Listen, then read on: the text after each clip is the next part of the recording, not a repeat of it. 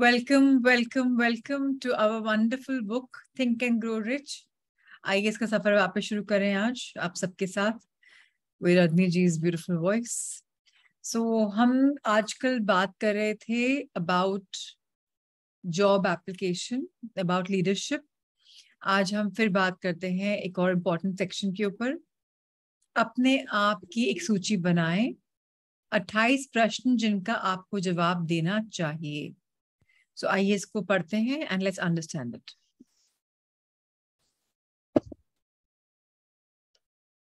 Okay, thank you, Prachi ji. Should I start? Yes, please. वार्षिक आत्म विश्लेषण व्यक्तिगत सर्विसेज की प्रभावी मार्केटिंग के लिए भी उतना ही अनिवार्य है जितना कि सामान की वार्षिक सूची बनाना। इससे भी बड़ी बात यह है कि वार्षिक विश्लेषण में आपकी गलतियों में कमी और आपके गुणों में बढ़ोतरी होनी चाहिए। जीवन में आदमी या तो आगे बढ़ता है या उसी जगह पर खड़ा रहता है या फिर पीछे रह जाता है। इंसान का लक्ष्य हमेशा आगे बढ़ना होना चाहिए। वार्षिक आत्म विश्लेषण बताएगा कि प्रगति हुई है या नहीं, और अगर हुई है तो कितनी। इससे यह भी पता चलेगा कि आपने कहीं कोई कदम पीछे की तरफ तो नहीं उठाया है। व्यक्तिगत सर्विसेज की प्रभावी मार्केटिंग के लिए आगे की तरफ बढ़ना आवश्यक है, चाहे प्रगति की रफ्तार धीमी ही क्यों ना हो।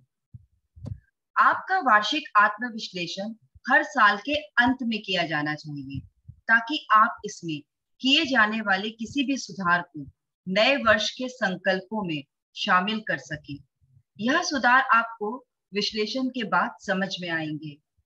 अपने आप की सूची बनाते समय खुद से नीचे दिए गए सवाल पूछें और अपने जवाबों की जांच करते समय किसी ऐसे आदमी की मदद लें जो आपको इस बारे में खुद को धोखा ना देने दे। सो बहुत इम्पोर्टेंट हम सबको समझना कि हर साल एनुअल साल खत्म होते होते हमको अपना आत्मविश्लेषण मतलब सेल्फ एनालिसिस हमारी पर्सनालिटी के ऊपर हमको एक मापदंड करना चाहिए, अपने खुद का एनालाइज करना चाहिए।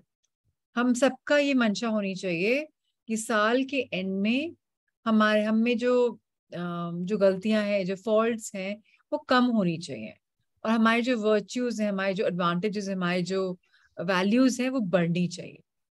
अगर हम ऐसा करेंगे तभी लाइफ में हम आगे चले जाएंगे, नहीं तो हम जहाँ हैं वहीं खड़े रह जाएंगे या पीछे की तरफ जाएंगे। सो नेगेटिव्स हमको पीछे धकेलेंगे, पॉजिटिव्स हमें आगे पुश करेंगे। That is how life goes. लेकिन बोला जा रहा है कि जब भी हम ये सेल्फ एनालिसिस करेंगे, हमको करना चाहिए उस इंसान के साथ जो वाकई में हमारे साथ ट्रूथफुल है। सिर्फ लल्लो चप्पो करके हमें गुड या बैड बता रहा है, नॉट लाइक दैट। जो एक्चुअली में हमें जेन्युइनली बता सकता है। और ये एंड में करना चाहिए सो दैट हम अपने न्यू ईयर रेजोल्यूशंस बना सकें कि नए साल में मुझे ये करना है, नए साल में मुझे ये करना है, मुझे ये करना है। टू डू लिस्ट बना ले और कैसे इम्प्लीमेंट करना है वो बना ले, नहीं तो हम जो का त्यों रह जाएंगे। अब वो 28 क्वेश्चंस क्या हैं जो हमें सेल्फ एनालाइज करने हैं, उनको समझते हैं। सो सेल्फ एनालिसिस क्वेश्चन है जो हमारी पर्सनल इन्वेंट्री के लिए बना हुआ है, वो है व्यक्तिगत सूची के लिए आत्मविश्लेषण प्रश्नावली। क्वेश्चनर्स है, आइए पढ़ते हैं। क्या मैंने बनाया था? आपको हर साल एक निश्चित वार्षिक लक्ष्य बनाना चाहिए जो आपके जीवन के प्रमुख लक्ष्य का एक हिस्सा हो। दूसरा, क्या मैंने सर्वश्रेष्ठ क्वालिटी की वह सर्विस दी है जिसे देने में मैं सक्षम हूँ, या क्या मैंने इस सेवा के किसी हिस्से में सुधार किया है? सो दो क्वेश्चंस अभी हम समझते हैं। 28 में से इस पेज पे दो क्वेश्चंस हैं। सिंपल है, फिर भी मैं एक बार बोल देती हूँ कि मैंने जो अपना गोल साधा था अपने लिए, क्या मैं उसको उसको पा पाया हूँ? क्या मैं इसको ले पाया हूँ? क्या मैं इसको प्रूव कर पाया हूँ? क्या मैं अपना जो भी मैंने ऑब्जेक्टिव बनाया था, जो भी मेरे गोल्स थे, क्या मैं कहीं ना कहीं उनके आसपास आया हूँ? जो मेरा एक प्राइम फोकस था, मेरा एक प्राइम गोल था, क्या वो मेरी लाइफ का पार्ट है? सो वेरी इंपॉर्टेंट कि हमें समझना है कि मैंने गोल बनाया था, मैं पहुंचा हूं कि नहीं। नहीं पहुंचा हूं तो अब पहुंच सकता हूँ। नंबर 2, क्या मैंने सर्वश्रेष्ठ क्वालिटी की सर्विस दी? तो अगर मैं किसी के लिए कुछ काम कर रही हूँ तो किस टाइप की क्वालिटी दे रहे हूँ? क्या मैं केपेबल हूँ या मैं किसी उसको इम्प्रूव कर सकती हूँ? तो ये हमें एनालाइज करें। फॉर एग्जाम्पल से मैं आजकल कोचिंग कर रही हूँ या मैं बुक रीडिंग कर रही हूँ आपके साथ, तो क्या मैंने अपना बेस्ट दिया है या मैं और केपेबल हूँ, मैं और बेटर कर सकती हूँ? मेरा गोल क्या था, क्या मैं इसको पूरा कर पाई हूँ? Very important to question answer ourselves to know कि मैं कहाँ पर हूँ। आइए आगे बढ़ते हैं। क्या मैंने सेवा में वह सर्वश्रेष्ठ संभव क्वांटिटी दी है जो मैं दे सकता हूँ? क्या मेरे मेरे का भाव हमेशा तालमेल और सहयोग का रहा है? क्या मैंने टाल मटोल की आदत को अपनी कार्य कुशलता में कमी करने की इजाजत दी है? और अगर ऐसा है तो किस हद तक? क्या मैंने अपने व्यक्तित्व में सुधार किया है? और अगर हाँ, तो किन तरीकों से? क्या मैंने अपनी योजनाओं को लगन से अंत तक सफलतापूर्वक पूर्ण किया है? क्या मैंने हमेशा तत्काल और निश्चित निर्णय लिए हैं? क्या मैंने 6 मूलभूत डरों में से एक या इससे अधिक को अपनी कार्य कुशलता में कमी करने की इजाजत दी है? क्या मैं कभी अति सावधान या कम सावधान रहा हूं? मैंने जो क्वालिटी की तो बात इससे पहले हमने करी कि क्वालिटी क्या मैंने बेस्ट रूप में दी है अपनी सर्विसेज की। सेकंड चीज क्वांटिटी। अगर 100 रुपए के पैसे लिए हैं 100 ग्राम के, तो क्या मैंने 100 ग्राम दिए कि 98 ग्राम दिए, 95 ग्राम दिए? कि मैं क्वांटिटी जो देना चाह रहा था क्या मैं वो दे पाया हूँ? या मेरी स्पिरिट कैसी है, तालमेल है, सहयोग है कि नहीं, या मुझे नहीं मिल रही है अपने आप से दूसरों से भी? फिफ्थ, क्या मैंने अपने आप को बार बार प्रोक्रेस्टिनेट करने की हैबिट से बाहर निकाले, करूं नहीं करूं, टाल मटोल कर रही हूँ, क्या उसको मैंने कम किया है? एफिशिएंट ज्यादा बनी हूँ कि नहीं? अपने आप को परमिशन दिए मैंने कि एफिशिएंट बनना है? क्या मैंने अपने व्यक्तित्व में अपनी पर्सनैलिटी में सुधार किया है, और करा है तो किन तरीकों से? ये नहीं कि हाँ बस करा है, हाउ? लिखो। नंबर 7, क्या मैंने अपनी योजनाओं, अपने जो भी मेरे प्लान्स थे, उनको वाकई में शिद्दत से, डिसिप्लिन से सक्सेसफुली पूरा किया है? डिसिप्लिन थी मैं, सक्सेसफुल हुई मैं? नंबर 8, क्या मैंने हमेशा तत्काल और निश्चित निर्णय लिए, फटाफट लिए, प्रॉम्प्टली, फटाफट? I am decisive, I take decisions very easily. इसके लिए एक और चीज है, एक जब ब्रश करते हैं ना हम, सामने अपने बोर्ड पे लगा सकते हैं, I am very decisive, I take the right decision at right time and fast. तो उससे याद करते समय यहाँ पूरा फर्क पड़ता है, science. So in case you want. Number 9, क्या मैंने वो 6 प्रिंसिपल्स को फॉलो किया है? 6 मूलभूत डरों से जो मैं अपने आप को डर, मेरे बेसिक जो फेयर्स होते हैं, हमने पहले बात की थी बेसिक फेयर्स के बारे में, जिन्होंने क्या, उन्होंने मेरी एफिशिएंसी कम करी है? कोई भी उसमें एक भी है जिसने कम करी है? कि है तो मैं कैसे उससे बचूं? क्या मैं कभी अति सावधान या कम सावधान रहा हूं? कि मैं कभी तो बहुत सावधान हो गया, कभी एकदम ही केयरलेस हो गया? सो अगेन अपने आप को एनालाइज करेंगे तो जवाब हमें मिलेंगे। अगले 10 सवाल और पढ़ते हैं। 11, क्या कार्यस्थल पर मेरे सहयोगियों के साथ मेरे संबंध सुखद हैं या दुखद? अगर यह दुखद है तो क्या गलती आंशिक रूप से या पूरी तरह से मेरी है? 12, क्या मैंने प्रयास में एकाग्रता की कमी की वजह से अपनी ऊर्जा को व्यर्थ गंवाया है? 13, क्या मैं सभी विषयों में खुले दिमाग का और सहिष्णु रहा हूँ? 14, मैंने सर्विस देने की अपनी योग्यता में किस तरह सुधार किया है? 15, क्या मैंने अपनी किसी आदत में असंयम का परिचय दिया है? 16, क्या मैंने किसी भी रूप में या खुलकर या गोपनीय रूप से अहंकार प्रदर्शित किया है? 17, क्या अपने सहयोगियों के प्रति मेरा व्यवहार ऐसा है जिससे वे मेरा सम्मान करने के लिए प्रेरित हों? 18, क्या मेरे विचार और निर्णय अंदाजे पर आधारित है या फिर विश्लेषण और सटीक विचारों पर आधारित है? 19, क्या मैंने अपने समय, अपने खर्च और अपनी आमदनी का बजट बनाने की आदत का पालन किया है और क्या मैं इन बजटों में अनुदार रहा हूँ? 20, मैंने कितना समय लाभहीन प्रयासों में लगाया है जिसका मैं बेहतर लाभ उठा सकता था।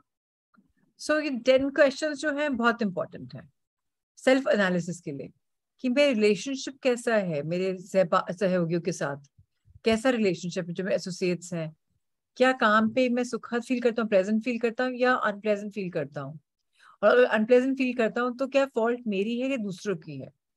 तो वेरी इंपॉर्टेंट टू एनालाइज की वेयर इज द प्रॉब्लम, कहाँ लाई करती है, क्यों अच्छा फीलिंग नहीं है।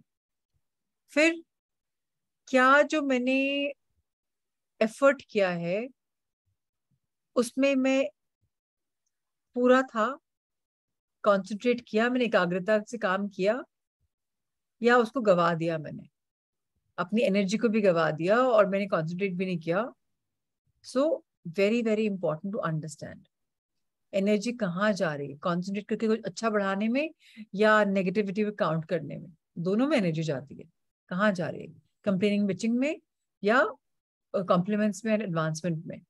नंबर 13, क्या मैंने किसी विषय से खुले दिमाग का और सहिष्णु रहा हूँ, मतलब क्या हुआ कि किसी भी तरीके से क्या मैं ओपन माइंडेड था, क्या मैं टॉलरेंट था,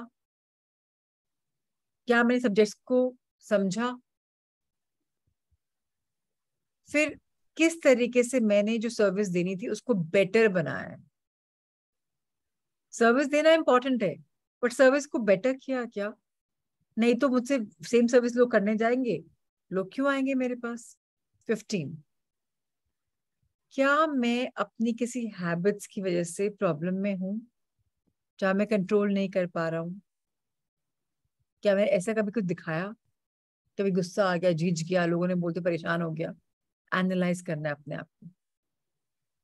क्या मैंने कभी कोई ऐसा एक्सप्रेस किया, चाहे सबके सामने चाहे छुप के, कि मुझ में अहम है, ईगो है। आई विल डू इट, मुझे I know my job, don't tell me. मैंने सिर्फ बोला है बट मैंने दिखाया क्या, I am egoistic, I know it all, I don't need your opinion, तुम्हारी नहीं चाहिए मुझे। या मन में करने दिया उसको, जो मुझे तो पता है ना मुझे क्या करना है। ये गोपनीय तरीका हो गया। How do I do it. 17, क्या मेरे जो कलीग्स हैं उनको मेरा बिहेवियर कैसा लगता है, डू दे रिस्पेक्ट मी, या सामने तो यस बॉस और पीछे से अरे यार बहुत पकाती है। क्या उनको मैंने इंस्पायर किया है, do they take my name and say yes we inspired Prachi ma'am and want to work like her, या कोई रिस्पेक्ट ही नहीं है। फिर क्या मेरे विचार और निर्णय, मेरे थॉट्स और डिसीजन मेकिंग पावर किस पे बेस्ड है, क्या जो मैंने ये करा है उससे मेरे कलीग्स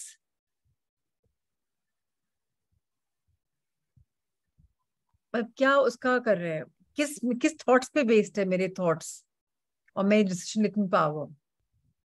क्या मैं इसमें स्पेशलाइज करती हूँ, फोकस्ड हूँ, क्या मैंने अपने समय, अपने खर्चे, अपने आमदनी का बजट बनाने की का आदत का पालन किया है, या ऐसे ही हूँ। वेरी इंपॉर्टेंट कि हमें एक टाइम कि इस टाइम पे ये करना है, ये स्पेंड करना है, ये मेरी इनकम है, इनकम का बजट बनाए, इतना मेरा परसेंटेज बचेगा, इतना मैं चैरिटी में दे रहा हूँ। क्या मैंने वो करा है, या मैं बहुत कंजर्वेटिव हूँ, नहीं आई कांट डू मच। 20, मैंने इतना समय लाभहीन प्रयासों में लगाया है जिसका मैं बेहतर लाभ उठा सकता था, मतलब अनप्रॉफिटेबल चीजों में मैंने दिमाग लगा दिया, एफर्ट लगा दिया अपना, लेकिन ये मैं किसी और तरीके से यूज कर सकती थी। तो क्या मुझे इस बात का रियलाइजेशन है, या टाइम वेस्टेड हो गया, कुछ फायदा नहीं हुआ और मुझे रियलाइज भी नहीं हुआ। अगले 8 सवाल पढ़ते हैं। 21, मैंने अपने समय का किस तरह से नया बजट बना सकता हूँ और अपनी आदतों को किस तरह से बदल सकता हूँ ताकि मैं अगले साल में अधिक प्रभावी बन जाऊं। 22, क्या मैं ऐसा कोई व्यवहार करने का दोषी हूँ जिसे मेरी अंतरात्मा कचोटती हो। 23, किस तरह से मैं उससे अधिक और बेहतर सर्विस दे सकता हूँ जिसके लिए मुझे धन प्राप्त हो रहा है। 24, क्या मैंने किसी के प्रति अन्याय किया है और यदि है तो किस तरह। 25, अगर मैं वर्ष भर के लिए अपनी स्वयं की सर्विसेज को खरीदूं, तो क्या मैं इस खरीद से संतुष्ट रहूंगा? 26, क्या मैं सही व्यवसाय में हूं, और अगर नहीं तो क्यों? 27, क्या मेरी सर्विसेज का खरीदार मेरे द्वारा की गई सर्विस संतुष्ट है, और अगर नहीं तो क्यों? 28, सफलता के मूलभूत सिद्धांतों पर मेरी वर्तमान रेटिंग क्या है? इस रेटिंग को ईमानदारी और स्पष्टता से बनाएं और इसे किसी ऐसे व्यक्ति से चेक करवा लें जिसमें इतना साहस हो कि वह सटीक जांच करे। सो वेरी इंपॉर्टेंट कि क्या मैं अपने बजट को जो मैंने बनाया था उसको वापस देख सकता हूँ, एनालाइज कर सकता हूँ, अपनी हैबिट बदल सकता हूँ कि मैं बहुत एफिशिएंट हो जाऊं आने वाले साल में? क्या जो मेरा बिहेवियर है, जो मेरी कॉन्शियंस है, उसके बारे में मैं गिल्टी हूँ? कैसा मेरा behaviour, can I change it? ये मैं बहुत बहुत ज्यादा शॉपिंग का शौक है यार, मैं फिसल जाता हूँ। ओह शिट, कंट्रोल नहीं होता। फिर मुझे अंदर से होता है कि oh God I am on a guilt trip. क्या मैं कुछ कर सकता हूँ इसके बारे में? किस तरीके से मैं अपनी सर्विसेज बेटर बेटर बेटर कर सकता हूँ, जो मुझे जिसके लिए पैसे मिलते हैं, सो दैट लोग खुश रहें कि यार ये अपना जितना एफर्ट उससे ज्यादा एफर्ट देता है। क्या मैं किसी के साथ अनफेयर हुआ हूँ? अगर हुआ हूँ तो किस तरीके से अन्याय किया है मैंने जाने अनजाने में? क्या पता कोलीग के साथ, क्या पता किसी और के साथ। अगर मैं पूरे साल की सर्विसेज किसी को देता हूँ, या सपोज मैं खुद की सर्विस खुद खरीदता हूँ, तो क्या मैं सेटिस्फाइड हूँ? अब मैं ग्राहक बन जाता हूँ अपनी खुद की सर्विसेज को और फिर देखता हूँ एम आई सेटिस्फाइड, मुझे अच्छा पब्लिक रिलेशन मिल रहा है, कस्टमर रिलेशनशिप अच्छा मिल रहा है, वैल्यू फॉर मनी मिल रही है? क्या मैं सही व्यवसाय में हूँ? Am I in the right profession? और अगर नहीं तो क्यों?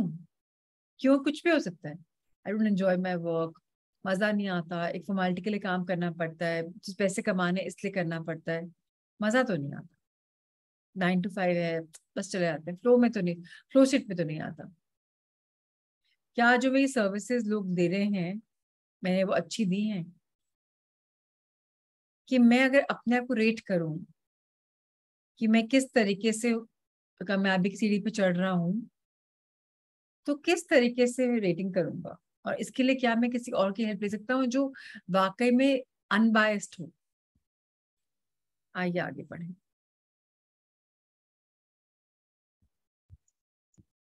इस अध्याय में दी गई जानकारी पढ़ने और हृदय में उतारने के बाद अब आप तैयार हैं कि आप अपनी व्यक्तिगत सर्विसेज की मार्केटिंग के लिए व्यवहारिक योजना बना सके।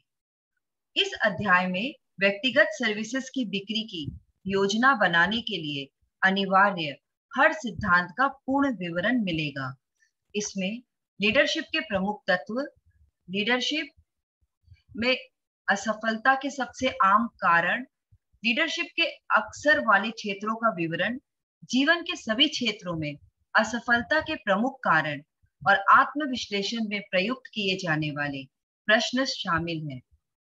सटीक जानकारी को विस्तार से प्रस्तुत किया गया है क्योंकि इसकी उन सभी लोगों को जरूरत होगी जो व्यक्तिगत सर्विसेज की मार्केटिंग करके अमीर बनने की तरफ कदम बढ़ाना शुरू करेंगे। जिन्होंने अपनी दौलत गंवा दी है या जो पैसा कमाना अभी शुरू ही कर रहे हैं, उनके पास अमीरी के बदले में देने के लिए व्यक्तिगत सर्विसेज के अलावा कुछ भी नहीं होता। इसलिए यह अनिवार्य है कि उनके पास वे सारी व्यवहारिक जानकारी उपलब्ध हो जिसके द्वारा वे अपनी सर्विसेज की लाभदायक मार्केटिंग कर सकें। यहाँ पर दी जा रही जानकारी को अच्छी तरह से समझना और पूरी तरह आत्मसात करना स्वयं की सेवाओं की मार्केटिंग में सहायक होगा। इसके अलावा इससे आप में वह सामर्थ्य भी विकसित होगी जिसके द्वारा आप दूसरे लोगों को बेहतर विश्लेषण कर सके और उनके बारे में बेहतर निर्णय ले सके। यह जानकारी पर्सनल डायरेक्टर्स, एम्प्लॉयमेंट मैनेजर्स और दूसरे एग्जीक्यूटिव के भी काम आएगी, जो प्रभावी संगठनों के लिए कर्मचारियों का चुनाव करते हैं। अगर आपको इस बारे में शंका हो, तो इसकी शक्ति की जांच करने के लिए आत्मविश्लेषण के 28 प्रश्नों के जवाब लिखना शुरू कर दें। बहुत सिंपल है। ये जो क्वेश्चन आंसर्स हैं, ये क्यों हैं? हमारे इम्प्रूवमेंट के लिए है कि हम हर लाइफ में, हर फैसेट में, हर रेल में अपने आप को सेल्फ एनालाइज कर पाए और समझ पाए कि मैं कहाँ हूँ। और इससे हमें बहुत हेल्प मिलने वाली है सक्सेस की तरफ जाने के लिए, पैसा कमाने के लिए, नाम कमाने के लिए, रुतबा कमाने के लिए। जब हम अच्छी सर्विसेज देंगे तो हमें अच्छा मिलेगा, और इससे हमें अपने बारे में बहुत कुछ मालूम पड़ता है। समझना अपने आप को बहुत इंपॉर्टेंट है, पूरी तरह समझना, और सर्विसेज में क्या चीज काम कर रहा हूँ, कैसे कर रहा हूँ, उसको समझना बहुत इंपॉर्टेंट है। एनालाइज करना, विश्लेषण करना बहुत इंपॉर्टेंट है।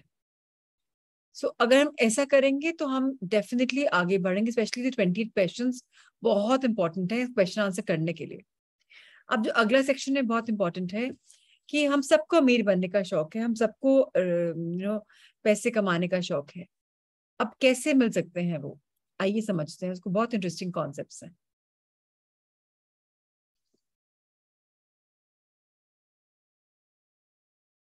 आपकी आवाज नहीं है। अब हमने उन सिद्धांतों का विश्लेषण कर लिया है जिनके द्वारा अमीर बना जा सकता है। स्वाभाविक रूप से अब हम पूछेंगे, हमें इन सिद्धांतों पर अमल करने के लिए अच्छे अवसर कहाँ मिल सकते हैं। आइए अपने गुणों की सूची निकाल लीजिए और देखिए कि पश्चिमी समाज आपको कितना अमीर बना सकता है, चाहे आपका लक्ष्य सामान्य अमीर बनना हो या बेहद अमीर बनना हो। शुरुआत में हम सभी को यह याद रखना चाहिए कि हम एक समाज में रहते हैं जहां कानून का पालन करने वाला हर नागरिक को विचार और कार्य की स्वतंत्रता है, जो दुनिया के किसी दूसरे देश की तुलना में अधिक है। हम में से अधिकांश ने इस स्वतंत्रता के लाभों की सूची नहीं बनाई है। हमने कभी अपनी असीमित स्वतंत्रता की तुलना दूसरे देशों की सीमित स्वतंत्रता से नहीं की है।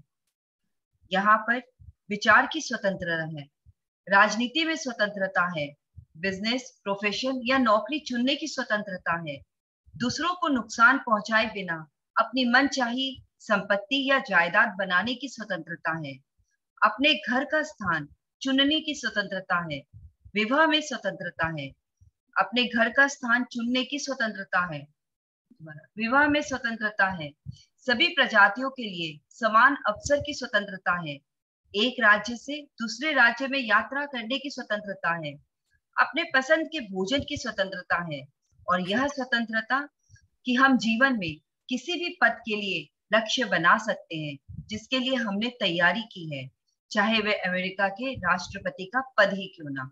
सिंपल है, लाइफ में कुछ भी अनअप्रोचेबल, अनअटेनेबल नहीं है। अगर हमने इन प्रिंसिपल्स के ऊपर काम कर लिया और अगर हम इन पे अटके लगे रहे तो हम बहुत आगे बढ़ सकते हैं। क्यों? सब कुछ लाइफ में हमें इजी मिलता है। बिजली इजीली मिल रही है, घर इजीली मिल रहा है। हम यहाँ इंडिया के, ये तो अमेरिका के लिखा हुआ है, बट हम इंडिया के आज सिटीजन्स हैं। कितना कुछ हमें मिल रहा है। फॉरगेट अमेरिका, इंडिया को ही देख के आप देखो कितना प्रोग्रेसिव है। हर टाइप के यहाँ पर लोग हैं। आप चूज कर सकते हो आपको क्या चीज करना है। अगर यहाँ आप इतना फ्रीडम ऑफ थॉट है, हमारे कंट्री में कुछ भी बोल सकते हैं, right, we have a freedom of speech. तो हम पढ़ने में जो चाहे पढ़ सकते हैं, ऑनलाइन ऑफलाइन, जहां पर किसी भी एज में हम कोई डिग्री पा सकते हैं। कोई ये भी कंट्रोल नहीं है कि इसके बाद आप नहीं कर सकते। आप पॉलिटिक्स ज्वाइन कर सकते हो, आप अपने हिसाब से बिजनेस कर सकते हो, कोई भी प्रोफेशन ऑक्यूपेशन कर सकते हो। तो फिर प्रॉब्लम किस बारे में है? थिंक बिग, ड्रीम बिग क्यों नहीं किया हमने? तो सब कुछ हमें मिल रहा है थाली पे, प्लेटर में, तो हम अपने हिसाब से खाना भी चूज कर रहे हैं, अपने आप ट्रैवल भी चूज कर रहे हैं। तो हम अपने आप को प्रिपेयर क्यों नहीं कर सकते अच्छे गोल के लिए? अब वो चाहे गोल इंडिया के प्रेसिडेंट या इंडिया के प्राइम मिनिस्टर बनना हो। हमारी एक ऐसी कंट्री होगी, बाकी भी कंट्रीज है जहाँ एक कोई चाय वाले बेचते थे, वो आज कंट्री के प्राइम मिनिस्टर हैं। हम एक ऐसी कंट्री है जहां से एक इंसान के पास कुछ भी नहीं था, आज वो सबसे रिचेस्ट आदमी है। So we have all the resources, चाहे तो सब कुछ है, बस सोचने का नजरिया बदलना है, अपने आप को बेटर बेटर बेटर करना है। आइए आगे बढ़ें। हमारे पास अन्य स्वतंत्रताएं भी है, परंतु यह सूची सबसे प्रमुख स्वतंत्रताओं का विहंगम दृश्य प्रदान करती है, जिसमें अवसरों की बहुलता है। स्वतंत्रता का लाभ अधिक स्पष्ट तब नजर आता है जब हम यह देखते हैं कि अमेरिका ही ऐसा एकमात्र देश है जो अपने हर नागरिक को, चाहे वे वहां का मूल निवासी हो या उसने बाद में यहाँ की नागरिकता ली हो, इतनी अधिक और विविध स्वतंत्रताएं प्रदान करता है। आइए अब है उन वरदानों को गिने जो इस विराट स्वतंत्रता ने हमें प्रदान किया है। उदाहरण के लिए औसत अमेरिकी परिवार को ले लें, जिसका अर्थ औसत आमदनी वाले परिवार को, और उन लाभों को गिने जो परिवार के हर सदस्य के लिए अवसर और प्रचुरता के इस देश में उपलब्ध है। विचार व कार्य की स्वतंत्रता के बाद भोजन, वस्त्र और आवास आते हैं, जो जीवन की 3 मूलभूत आवश्यकताएं हैं। भोजन, चूंकि पश्चिमी सभ्यता में के परिवार के पास असीमित स्वतंत्रताएं उसके दरवाजे पर उपलब्ध है, इसलिए यह दुनिया में कहीं भी मिलने वाले भोजन का चुनाव कर सकता है जिसकी कीमत उसके पहुंच में हो। आवास, यह परिवार एक आरामदायक अपार्टमेंट में रहता है जो भाप से गर्म होता है, जहां बिजली की रोशनी है और जहां गैस द्वारा भोजन पकाया जाता है। ब्रेकफास्ट में वे जो टोस्ट खाते हैं वे इलेक्ट्रिक टोस्टर में सेका गया है, जिसकी कीमत केवल कुछ डॉलर है। अपार्टमेंट की सफाई वैक्यूम क्लीनर से होती है जो बिजली से चलता है। किचन और बाथरूम में हर समय गर्म और ठंडा पानी उपलब्ध है। भोजन को ठंडा रखने के लिए फ्रिज है जो बिजली से चलता है। पत्नी अपने बाल बनाती है, कपड़े धोती है और प्रेस करती है, तथा इसके लिए वे बिजली से चलने वाले यंत्रों का प्रयोग करती है, जो दीवार में लगे एक प्लग में तार लगाते ही अपना काम शुरू कर देते हैं। पति अपनी दाढ़ी बिजली के शेवर से बनाता है और उन्हें दुनिया भर से 24 घंटे मुफ्त मनोरंजन मिलता है, जो तेल विसियाओं का स्विच दबाते ही शुरू हो जाता है। वस्त्र, पश्चिमी सभ्यता में हर स्थान पर औसत वस्त्र पहनने वाले लोग मिल जाते हैं। भोजन, वस्त्र और आवास की सिर्फ 3 मूलभूत आवश्यकताओं का जिक्र किया गया है। औसत पश्चिमी समाज का नागरिक को कोई अन्य लाभ और अधिकार भी उपलब्ध है जो उसे कम प्रयास में हासिल हो सकते हैं, जबकि वे इसके लिए 8 घंटे प्रतिदिन से अधिक श्रम ना करें। जो अमेरिका का बोल रहे हैं, इंडिया में भी ठीक है। अगर हर समय ठंडा गर्म पानी नहीं है, इलेक्ट्रिक नहीं बनता, हमारे भी चूल्हे हैं, हमारी गवर्नमेंट ने भी गैस सबको दी है, हमारे यहाँ भी हर घर में मतलब खाना बनता है, ऐसा नहीं है हमारे यहाँ नहीं है। तो अगर हम चीजें देखें तो हमको भी ये मूलभूत आवश्यकताएं जो है हमारी भी पूर्ण हो रही हैं। So very important for us to know कि भाई रोटी कपड़ा मकान हमें भी मिला है और हम इसको यूज करके आगे कैसे बढ़ सकते हैं। हम भी मेहनत करते हैं, कितनी मेहनत करते हैं, हमारा भी 9 to 5 का टाइम होता है, वही वहां पर भी है, लेकिन हम दिख कैसे रहे उसको। अब आइए एक बहुत बड़े सेक्शन पे चलते हैं जो मेरा फेवरेट है, वो चमत्कार जिसमें ये वरदान दिए। क्या है वो, आइए समझते हैं। जब वे वोट मांगते हैं तो हम अक्सर सराज नेताओं को स्वतंत्रता की बातें करते हुए सुनते हैं, परंतु शायद ही कभी वे इस स्वतंत्रता के स्रोत या इसकी प्रकृति के समुचित विश्लेषण के लिए पर्याप्त प्रयास करते हैं या इसके लिए इतना समय निकालते हैं। मुझे इस अदृश्य शक्ति के स्रोत और प्रकृति के विश्लेषण का अधिकार है, क्योंकि मैं जानता हूँ और मैं 50 वर्षों से भी अधिक समय में ऐसे लोगों को जानता हूँ जिन्होंने इस शक्ति को संगठित किया और जिनमें से कई आज भी इसे बनाए रखने के लिए जिम्मेदार हैं। मानवता की इस रहस्यमय हितकारी का नाम पूंजी है। पूंजी में न सिर्फ धन आता है, बल्कि अधिक स्पष्ट रूप से इसमें अधिक व्यवस्थित बुद्धिमान लोगों के समूह आते हैं जो जनता के हित में और खुद को लाभ पहुंचाने के लिए धन का बेहतर प्रयोग करने के तरीकों की योजना बनाते हैं।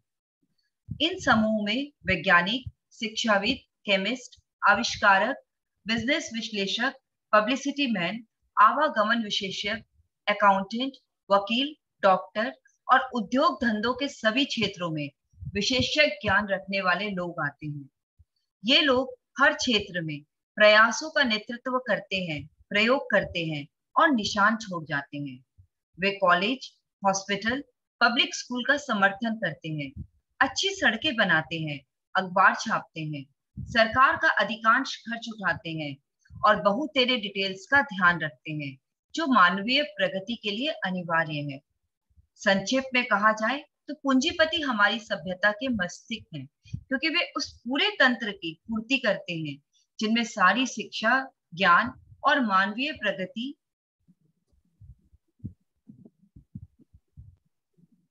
समाहित है। सो अगेन, हर कंट्री में लोग वोट मांगते हैं, बजट्स होते हैं, हम टैक्सेस भरते हैं, उनसे डेवलपमेंट होती है, हमारे यहाँ भी होती है। अगर हम एग्जाम्पल देख लें तो वाराणसी के कायाकल्प हो गई, आपके अहमदाबाद में होगा, दिल्ली में इतना सारा काम चल रहा है, पूरे कंट्री में गडकरी ने क्या फ्लाईओवर्स बना दिए, क्या रोड्स बना दिए हैं। चीजें हमारे यहाँ भी डेवलपमेंट हो रही है, ब्रेन्स लग रहे हैं इसमें, लोग इस्तेमाल कर रहे हैं, इतना सारा काम कर रहे हैं, ऑर्गेनाइज कैपिटल के साथ काम हो रहा है। सो अगर हम भी देखें तो बहुत सपोर्ट हमें मिल रहा है। वो अलग बात है हम कंप्लेन करें, पर एक बात समझनी चाहिए हमें, सबसे मैक्सिमम हमारे यहाँ आबादी है, वो भी डिफिकल्ट करती है प्रोग्रेस करने में आगे। बट एनीवेज आगे बढ़ते हैं। मस्तिष्क के बिना धन हमेशा खतरनाक होता है, परंतु जब इसका उचित उपयोग किया जाता है तो यह सभ्यता के लिए सबसे महत्वपूर्ण अनिवार्य तत्व बन जाता है। अगर पूंजी की सहायता ना हो तो एक परिवार को अपने लिए साधारण नाश्ता जुटाने के लिए कितनी मेहनत करनी पड़ेगी, इस बात की कल्पना से आपको यह समझ में आ जाएगा कि संगठित पूंजी का कितना महत्व होता है। चाय के लिए आपको चीन या भारत की यात्रा करनी होगी, जो अमेरिका से बहुत दूर है। जब तक कि आप बहुत अच्छे तैराक ना हो, आप लौटते समय की यात्रा में थक जाएंगे। फिर एक और समस्या आपके सामने आएगी। अगर आपके पास समुद्र पार करने और तैरने की साहसिक शक्ति हो भी, तो आप किस मुद्रा का प्रयोग करेंगे? शक्कर के लिए आपको क्यूबा की एक और समुद्री यात्रा पर जाना होगा, या फिर ऊटा के शुगर बिट खंड की लंबी पैदल यात्रा पर जाना होगा। परंतु फिर भी हो सकता है कि आपको शक्कर के उत्पादन के लिए आवश्यक है। हम इस बारे में तो कुछ कह ही नहीं रहे हैं कि अमेरिका में कहीं भी ब्रेकफास्ट टेबल तक पहुंचने के लिए शक्कर को रिफाइन करने, ट्रांसपोर्ट करने और डिलीवर करने के लिए कितने तामझाम की जरूरत होती है। अंडे आप अपने करीबी फार्म से ले जा सकते हैं, परंतु अगर आप ग्रेप फ्रूट चाहते हैं तो आपको फ्लोरिडा की लंबी पैदल यात्रा करनी होगी। ये तो हमारे यहाँ भी है ना, फल सब्जी कहाँ कहाँ से आ रहा है, हमारी खुद की कंट्री में किस कॉर्नर से आ रहा है, या बाजू के देश से कुछ आ रहा है, दूर से कुछ आ रहा है, मोबाइल फोन भी कहाँ कहाँ से बन के आ रहे हैं। सो अगर ये कंट्री ने प्लानिंग नहीं करी होती, ये दिमाग नहीं लगाया होता, पूंजी को सही तरह से नहीं किया होता, सही इन्वेस्टमेंट्स नहीं आई होती, तो हम भी प्रॉब्लम में रहते हैं, हमें भी चीजें नहीं मिलती। This is pretty much applicable for our country also, हमारी कंट्री के लिए भी अप्लाई करता है। आइए आगे बढ़े। ड्राई सीरियल को तो आपको अपने मेनू से हटाना ही होगा, क्योंकि इसके उत्पादन के लिए पुरुषों के प्रशिक्षित संगठनात्मक श्रम और उचित मशीनरी की जरूरत होती है, जिन सभी के लिए पूंजी की जरूरत होती है। आराम करते समय आप दक्षिण अमेरिका की दिशा में तैर सकते हैं, जहां आप 2-4 केले ले सकते हैं, और आप लौटते समय नजदीकी फार्म से, जहां डेयरी भी हो, बटर और क्रीम भी पड़ियाल चलकर ला सकते हैं। इतना सब करने के बाद आपका परिवार आराम से बैठकर नाश्ते का आनंद लेने के लिए तैयार हो जाएगा। यह हास्यास्पद लगता है ना, परंतु अगर हमारे पास पूंजीवादी तंत्र ना हो तो इन आम भोज्य पदार्थों को अपने नाश्ते में शामिल करने का यही इकलौता संभव तरीका होगा। सामान्य नाश्ते के आइटमों की तुलना में जब हम रेलवे और समुद्री जहाज बनाने और उनके रख रखाव के लिए आवश्यक धनराशि के बारे में सोचते हैं तो हम दहल जाते हैं, क्योंकि यह राशि हमारी कल्पना से परे है। यह अरबों खरबों डॉलर है, जबकि इसमें जहाजों और रेलों के प्रशिक्षित पूंजीवादी अमेरिका में आधुनिक सभ्यता की आवश्यकताओं का सिर्फ एक हिस्सा है। आवागमन के लिए पहले यह जरूरी है कि जमीन से कुछ उगाया जाए या मार्केट के लिए उत्पादन किया जाए। इसके उपकरणों, मशीनरी, पैकिंग, मार्केटिंग और करोड़ों लोगों के लिए करोड़ों डॉलर और लगेंगे।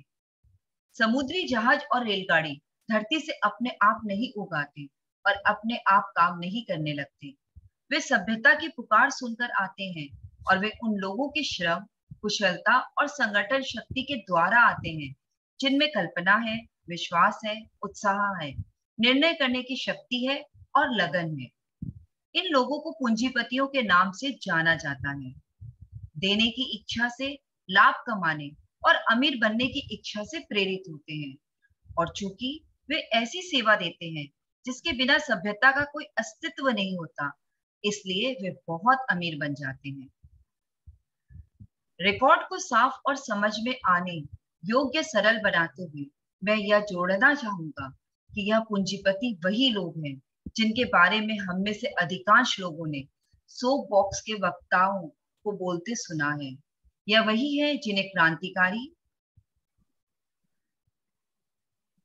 रेकिटियर्स, बेईमान राजनेता और भ्रष्ट श्रमिक नेता, शोषक और अमानवीय या वॉल स्ट्रीट कहते हैं। मैं यहाँ पर किसी समूह या अर्थशास्त्र के किसी तंत्र की वकालत या विरोध नहीं कर रहा हूँ। इस पुस्तक का लक्ष्य है एक ऐसा लक्ष्य जिसके लिए मैं आधी सदी से अधिक तक पूरी निष्ठा से समर्पित हूँ। उन सभी को यह ज्ञान प्रदान करना, उन सभी के सामने वह सबसे विश्वसनीय फिलॉसफी प्रस्तुत करना जिसके माध्यम से लोग अमीर बन सके और जितनी धनराशि वे कमाना चाहते हैं उतनी धनराशि कमा सके। धनराशि कमाना या रिच बनना कोई बड़ा काम नहीं है। लोग सोचते बहुत बड़ा काम है। ये जो बुक है ना, इसमें ऐसे प्रिंसिपल्स दिए गए हैं, अगर हम उनको इम्प्लीमेंट कर लें तो लाइफ में कभी ब्लॉकेजेस नहीं आएंगी। जिन लोगों की बात करिए जो कंट्री को बिल्ड कर रहे हैं, वो तो सुपर सुपर सुपर रिच है। क्यों रिच है? वो कुछ सर्विसेज दे रहे हैं, प्रॉम्प्ट सर्विस दे रहे कंट्री को, जेन्युइनली दे रहे हैं। उनके इमेजिनेशन है, फ्यूचरिस्टिक विजन है, उनको ट्रस्ट है, फेथ है अपने ऊपर, उनके अंदर एंथुजियाज्म है, वो डिसीजन ले पाते हैं, वो लगे रहते हैं। और ऐसे लोग को हम चाहे कैपिटलिस्ट बोल दें, चाहे हम इनको ड्रीमर, बिलीवर, अचीवर बोल दें, चाहे हम इनको बोल दें कि प्रॉफिट कम लेते हैं लेकिन इनके साथ इकट्ठे हो रहे हैं, जो देगा उसको मिलेगा। आप क्या दे रहे हैं, आप कितना दे रहे हैं, वो आपके ऊपर डिपेंड करता है। बहुत लोग, इनको बहुत नाम लोगे, कोई बोलेंगे अरे बकवास पॉलिटिशियन है, अरे ये ऐसा है, अरे वो वैसा है, अरे अमेरिका में वॉल स्ट्रीट का इतना है, अरे ऐसा बोफर्स कर लिया, अरे इसने ऐसा कर लिया। लेकिन इस किताब में हमको वो सब चीजें के लिए नहीं बता रहे। बोले जो साइंटिफिक थियोरीज है, जो फिलोसफीज हैं, अगर आप उनको ट्रस्ट कर लो, इम्प्लीमेंट कर लो, तो मनी कमाना will be a cake walk. आज दो चीजें हम और सीखेंगे जो बहुत इंपॉर्टेंट है। मैंने दो चीजें बताने के लिए यहाँ पर पूंजीवादी तंत्र के आर्थिक लाभ का विश्लेषण किया है। पहला, इसलिए ताकि अमीर बनना चाहते हैं वे उस तंत्र को पहचान लें और खुद को उसके अनुरूप ढाल लें जो अमीरी के सारे रास्ते को नियंत्रित करता है, चाहे आप कम अमीर बनना चाहते हैं या बेहद अमीर। दूसरा, इसलिए ताकि आपको तस्वीर का दूसरा पहलू दिख जाए जो राजनेताओं और वक्ताओं द्वारा आमतौर पर दिखाए जानबूझकर मुद्दे को मरोड़ कर पेश करते हैं और संगठित पूंजी के बारे में ऐसे बात करते हैं जैसे यह कोई जहरीला कोबरा हो। दो चीज समझिएगा, जो ये बताना चाह रहे हैं कि कैसे हम लोग रिच बन सकते हैं, आर्थिक लाभ, इकोनॉमिक एडवांटेज ले सकते हैं जो ये पूंजीवादी की बात कर रहे हैं, 2 फोल्ड का सिस्टम है। चाहे हम कितना भी रईस बनना चाहते हैं, अगर हम अमीर बनना चाहते हैं, कम या ज्यादा, इट डजंट मैटर, अगर हम एक अप्रोच बना लें लाइफ में, एक कंट्रोल कर लें अपने आप को और समझ जाएं, रिकग्नाइज कर लें कि जो चाह रहे हैं, दिख रहे हैं, उनके तरीके से हमको भी अडेप्ट करना है सिस्टम के अंदर, तो हम उस सिस्टम में रहकर रिच बन सकते हैं। सिस्टम को समझने की देर है। सेकंड, ताकि तस्वीर का दूसरा पहलू दिख पाए, हमारा एक पर्सपेक्टिव, एक नजरिया चल रहा है। सेकंड साइड पे भी देखिए ना कि क्या चल रहा है। वहां पॉलिटिशियंस हैं, वहां स्पीकर्स हैं, वो क्या चीज बोल रहे हैं, क्या इशू सामने ला रहे हैं, क्या मुद्दे सामने ला रहे हैं। उसकी संगठित पूंजी जो एक अक्यूमुलेट करा हुआ मनी है, कैसे उसको काम कर रहे हैं, वो पॉइजनस हो रहा है कि एक्चुअल हो रहा है। ये अब अमेरिका की बात हो रही है, बट फिर भी सीखते हैं हम। कैपिटलिस्ट कंट्री तो नहीं है, फिर भी सीखते हैं। यह एक पूंजीवादी देश है। यह पूंजी के प्रयोग द्वारा विकसित हुआ है, और हम जो स्वतंत्रता और अवसर के वरदानों को लेने के अधिकार का दावा करते हैं, हम जो अमीर बनना चाहते हैं, यह बात जान लें कि अगर संगठित पूंजी ने इन लाभों को उपलब्ध ना कराया होता, तो आज हमारे पास अमीरी और अवसर नहीं होते। अगर आप ऐसा सोचते हैं कि अमीर लोग कम कार्य के बदले अधिक धन की मांग करते हैं, या फिर आप यह सोच सकते हैं कि आपके पास धनों का अंबार बिना काम किए लग जाएगा, यह एक स्वतंत्र दुनिया है। आप कुछ भी सोच सकते हैं। कुछ लोग काम किए बिना भी रहते हैं, और कुछ लोग थोड़ा बहुत ही काम करते हैं। आपको इस स्वतंत्रता को समझने की जरूरत है। कुछ लोगों को गलतफहमी है इस बारे में। बस कुछ ही लोग इस बात को ढंग से समझते हैं कि जहां तक अमीर लोगों का सवाल है, वे लोग बिना प्रयास के अमीर नहीं बने हैं। कानूनी रूप से अमीर बनने और अमीर बने रहने का केवल एक ही भरोसेमंद तरीका है, वह है उपयोगी सर्विस प्रदान करना। कोई ऐसा सिस्टम नहीं बना है जिसके द्वारा लोग सिर्फ संख्या की शक्ति द्वारा कानूनी रूप से अमीर बन सके, या बदले में किसी रूप में मूल्य चुकाए बिना अमीर बन सके। एक नियम है जिसे अर्थशास्त्र का सिद्धांत कहते हैं।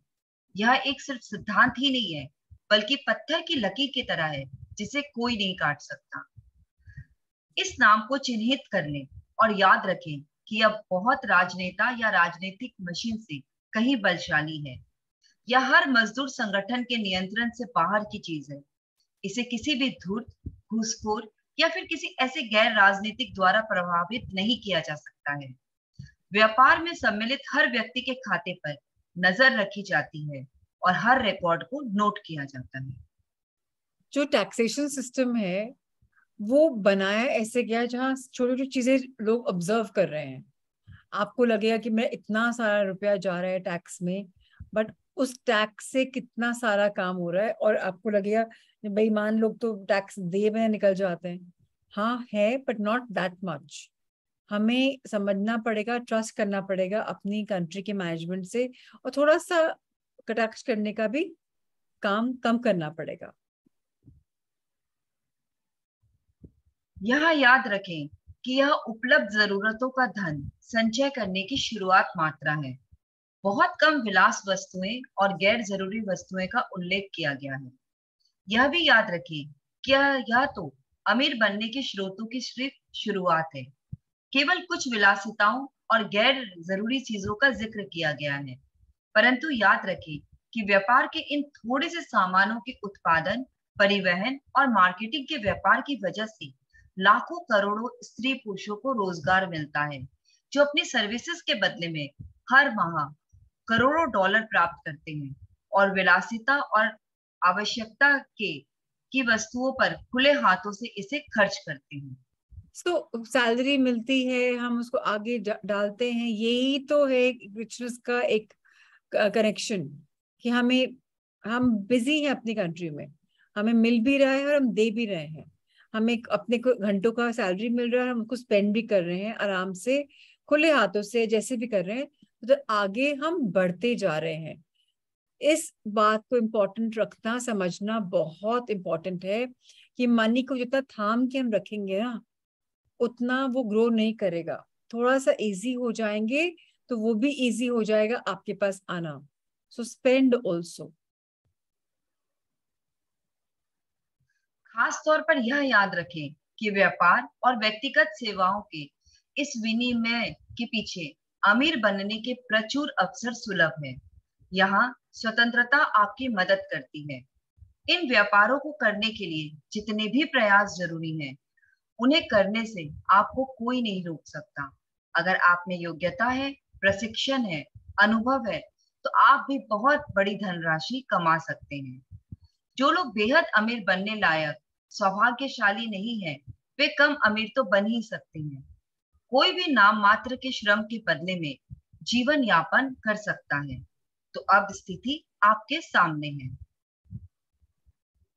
सो अगेन इम्पोर्टेंट बात ये है, अगर जज्बा है, अगर सोचने की फ्रीडम है आपको, अगर आपके अंदर कैपेसिटी है, कैपेबिलिटी है, आपको एक्सपीरियंस है, आपको एजुकेशन है उसके बारे में, तो कितनी भी बड़ी धनराशि हो हम कमा सकते हैं।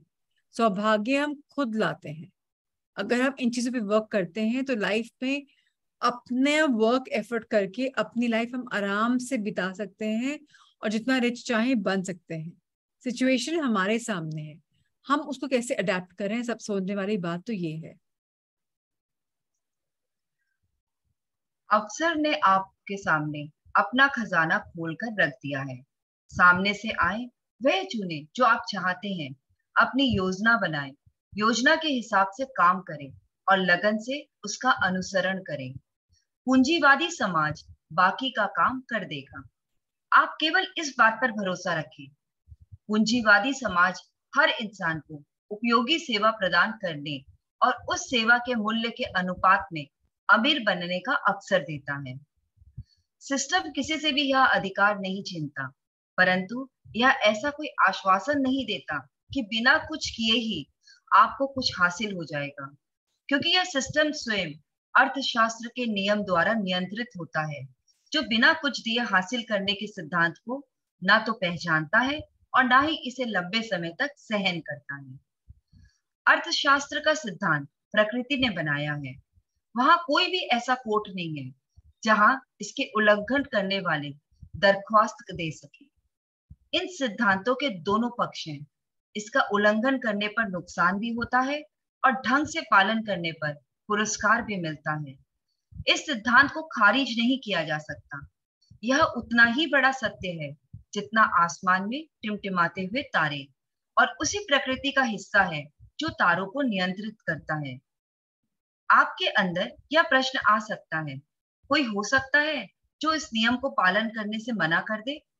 निश्चित तौर पर हम एक ऐसे स्वतंत्र समाज में रहते हैं जहां आप समान अधिकार पाते हैं, किसी भी नियम को नजरअंदाज कर सकते हैं। तब क्या होगा? तब तक कोई प्रभाव नहीं पड़ेगा जब तक अधिक संख्या में लोग एक साथ इस सिद्धांत को नजरअंदाज ना करें। ये सिद्धांत सिर्फ कुछ समय के अनुभव से ही नहीं निकले हैं, पर इनमें साल की कड़ी मेहनत लगी है। जो प्रिंसिपल्स हैं जो हम सीख रहे हैं, हम उनको मोस्ट डेफिनेटली अगर इस्तेमाल करेंगे तो सक्सेस पाएंगे ही पाएंगे, कोई उस पर डाउट ही नहीं है। सिस्टम को अगर चैलेंज करेंगे तो अपनी एनर्जी वेस्ट करेंगे, सिस्टम के साथ फ्लो करेंगे, फ्रीडम के साथ फ्लो करेंगे, अपने नॉलेज बैंक से फ्लो करेंगे और पहचानेंगे तो हमें ही फायदा होगा। इसलिए बहुत इंपॉर्टेंट है, हमें बताया जा रहा है कि हमारे दो ऑप्शंस हमेशा सबके पास रहते हैं। आप उसको नहीं फॉलो करोगे तो आपको नुकसान होगा, आप फॉलो करोगे तो आपको प्राइजेस, गिफ्ट्स मिलेंगे, रिवॉर्ड मिलेंगे। You can not flout the system, ये ट्रूथ है। जैसे बोलते हैं आसमान में तारे टिमटिमा रहे, ऐसे ही सिस्टम है, एक नेचर का पार्ट है।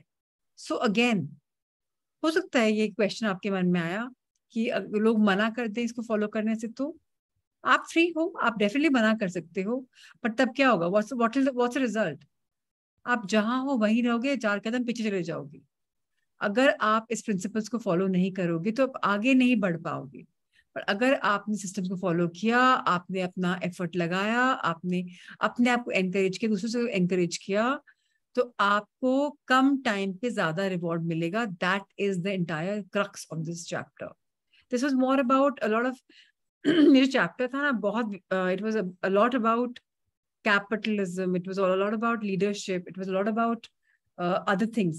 कल से जो सेक्शन शुरू होगा डिसीजन मेकिंग का, वो जेनरिक है सब लोग के लिए. सो आई थिंक कल चैप्टर शुरू कर, 10 मिनट बचे, no point in making the new chapter. कल इसको शुरू करते हैं, कल इसको एंड करते हैं. अब शॉर्ट चैप्टर्स आएंगे तो हम कर पाएंगे. So thank you everyone for spending your evening with us. Rajni ji, I am very grateful for your time. Tomorrow will see you once again. शाम को फिर मिलते हैं कल 4 बजे. Lots of love and light. Take care. Thank you.